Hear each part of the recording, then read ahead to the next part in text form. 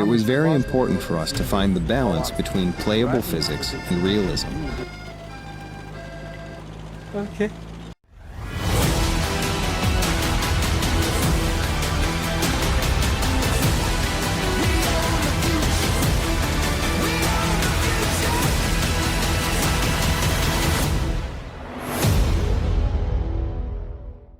Hey guys, Clone Guy here, and today is the announcement of Update 4.12, or yesterday, depending when I post this. Yeah, Update 4.12 is coming out, and they finally announced the tanks we already knew about.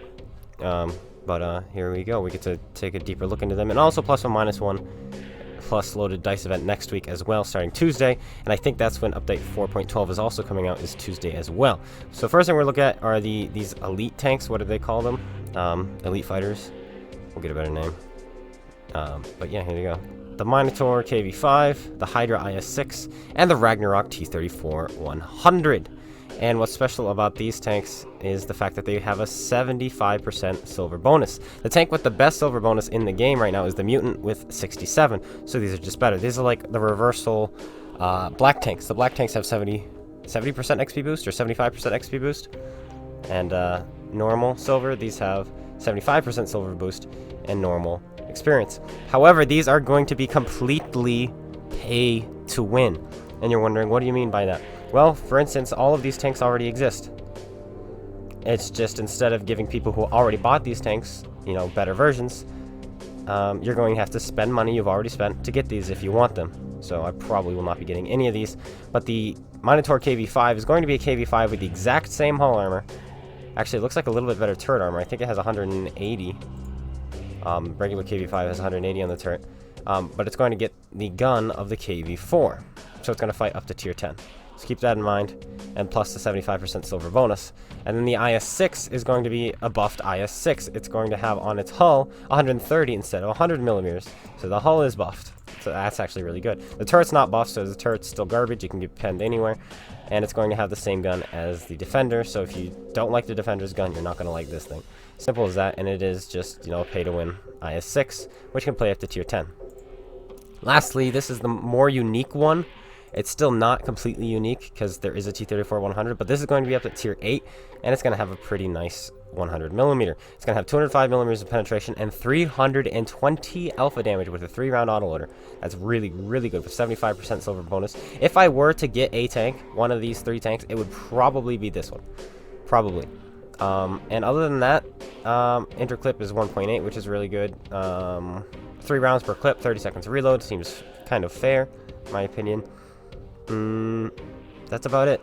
Nothing else is special. It has no armor to speak of. Same armor as the tier lower. But pretty good power to weight though, 18.65. So that's actually pretty nice. 1420 hit points is just fine. And yeah, there it is. And how much are these going to go for? 26,750 if you buy all 3 at once. By themselves, the KV-5. Oh, this isn't the KV-5, it's just a picture. Sorry, the Ragnarok T-34-100 is going to be 9,500 gold. The Hydra IS-6 is going to be 13,300. And the KV-5 is going to be 13,000. And if you want some nice looks at them, here's what they look like. I do like the camos, I do. And yeah, this still almost doesn't look quite like the Defender's gun, but it is the Defender's gun. Yeah, it is. Don't you worry. These do look pretty cool, but I don't think I want to support this. I don't want to support the pay-to-win at all. But that's the first thing we're going to look at. Now we're going to look at update 4.12, is it? Which I think is coming on Tuesday. That's cool. Or it could be the Tuesday after. Who knows? We'll find out. We'll find out together. Of course, they don't tell us. Let's see. Update 4.12 is almost here. Here's the size. 360 is a 1.19 gigabyte download. Xbox One is 2 gigabytes. PS4 is also 2 gigabytes. New features and improvements. This is the big one right here. Matchmaker. In particular situations, one-sided matches were being created with unfair platoon distribution. Yes, this in my opinion was the biggest factor among the one-sided games. It was one team had a top-tier platoon, one team had a bottom-tier platoon. It's the top-tier platoon almost always won, and it was very one-sided. You get those 15-3 victories or defeats. This isn't the only thing, but this is big, and so I'm glad they're doing this. To prevent this from happening in the future, we have made adjustments to the matchmaker, which should result in better platoon distribution between the teams when possible. So this is nice. I don't know why it took them 5 years to figure this out, but It's about time they got it going. Camo at a glance. Based on our players' feedback, we have added camo at a glance to the garage display. This will quickly let you see your tank, if your tank has any equipped camouflage, as well as this season and pattern. That's nice, actually. That is kind of nice. People who have a lot of tanks, this will really help them. So that's cool. Aiming indicator improvements. We adjusted the HUD crosshair to more accurately reflect the current status of the weapon's dispersion. This change affects the third-person, first-person sniper view. It does not impact SPG strategic view or trajectory view. So I think that, I don't know what this means, we'll find out, but I think this means it's going to be a server reticle. Because you know, sometimes when you're turning the gun, whoop, and then you fire, but it comes out the side of your tank, the side of your barrel, and just shoots sideways. That's because the server hasn't caught up to what your Xbox is telling you what you see. So I think they're going to adjust that so that the server reticle, it tells you what the server sees. So it's gonna, so where you're aiming is actually where you're aiming. So that's nice. What else? Post-battle result screen improved. Alright, cool. It shows you exactly the XP you get and the bonuses you get from the ops. That's cool. That's actually really cool. Game mode selector improved. Whenever an event mode is active, it will be the default selected mode for the first login. Okay, that's dumb. Subsequent logins will default you to your last game mode played instead of the active event mode. Actually, this might be good because a lot of people don't realize that there are modes going on. So this actually might be good, and people who pay attention won't load into those because they know, and they're like, no, I don't want to play this. And, you know, they'll choose to click off of it. And people who don't realize that they are playing it, maybe they'll like it. So who knows? Concealment rating improved. The concealment rating bar now reflects an increase or decrease in rating whenever camouflage is equipped or removed to reflect the bonus that camouflage provides. So that's cool. Something they didn't do when they had the relative viewer in the garage, where when you added equipment it showed you like your view range go up or your firepower go up. When you added camouflage, it didn't increase your camouflage rating in garage. So that's nice that they're going to do that. AMX 65 ton, we've added a new package based on players' requests. I don't know what that is. I'm thinking this is going to be the stock turret with the 100 mil with the top engine. That's kind of what I'm going to assume this is. High caliber metal improved. Thank goodness. I was going to make another video on this, but we don't have to. Adjust the player's request. Shooting an ally will no longer disqualify you from earning the medal, and this includes ramming. They said they already removed that. They just didn't mention it. So they already removed the fact that ramming disqualifies you from a high caliber medal.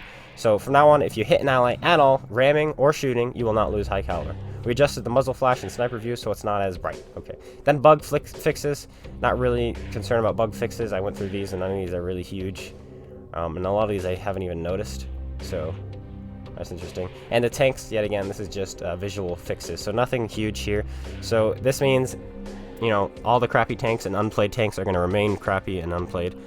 K91, AMX 30B, you know, those things. Those are going to remain the way they are. And then really good tanks are also going to remain the way they are this patch. So this isn't a big patch. Hopefully we'll be getting a tank rebalance for the better one of these times. But I doubt it. I don't think they know how to rebalance well. But, you know, it is what it is. And maps. Mountain Pass removed access to an unintended area at grid K3. I'll show it on screen wherever that is. Ensk. Tanks can no longer get stuck in between train carriages at grid E6. That's nice. I've seen people get stuck there before. Corellia removed access to an unintended area at grid H6. Yet again, I'll show that on screen. Abbey removed access to an unintended area at grid E0. I'll show it on screen again. And Pilsen, there's a bush that no longer floats, and the floating gate has been removed at grid GO. Okay, so a couple floating things there. But that's it. That's update 4.12. As I stated, it's not huge. The only really good thing, big thing here is this matchmaker platoon change. Alright, that's going to help out. It really is. And I also like the aiming indicator improvement. That's also going to really help, in my own opinion. And just for knowledge's sake, the post-battle results where you see the exact XP you earn per op is also pretty cool, if I do say so myself. So that's also really cool. Everything else is just, you know, meh. Anyway, guys, that's the video. A quick one, but a necessary one. I hope you guys all enjoyed, and let me know what you think of these patch notes. Anything interesting in here that you're excited about, or you're like, you know, about this update. This is good. Matchmaker is good. And whenever they touch the matchmaker, it's usually a good thing. I hope you guys all enjoyed. Take care, everyone, and peace out.